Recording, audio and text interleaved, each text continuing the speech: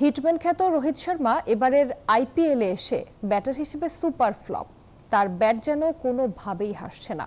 আর এমন হতশ্রী পারফরমেন্সে এবার রোহিতকে অবসরে যাওয়ার পরামর্শ দিয়েছেন সাবেক ভারতীয় ওপেনার বীরেন্দ্র সেহবাগ।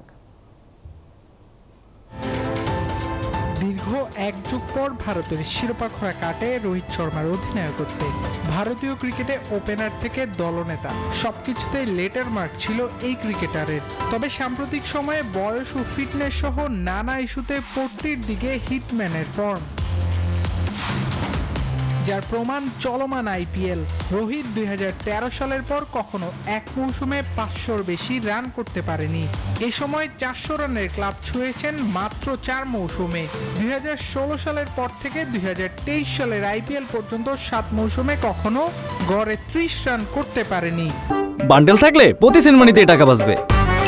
বিকাশ সেনমানি বান্ডেল কিনে জিতুন প্রতি লেনদেনে। যার ধারাবাহিকতা বজায় আছে আইপিএল এর এবারের আসরেও। 6 ম্যাচ খেলে রোহিত এখন পর্যন্ত করেছেন মোটে 82 রান, যেখানে তার গড় 13.67।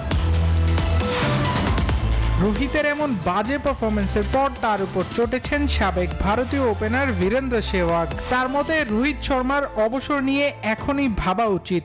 যদি আপনি গত 10 বছরে রোহিতের আইপিএল এর পরিসংখ্যান দেখেন, তাহলে দেখবেন ও মাত্র একবারই 400 রানের বেশি করেছে। অর্থাৎ ও সেই ধরনের খেলোয়াড় না যেভাবে তাকে 500 বা 700 রান করতেই হবে। কিন্তু যদি রোহিত ভাবে তাহলে হয়তো করতেও পারে।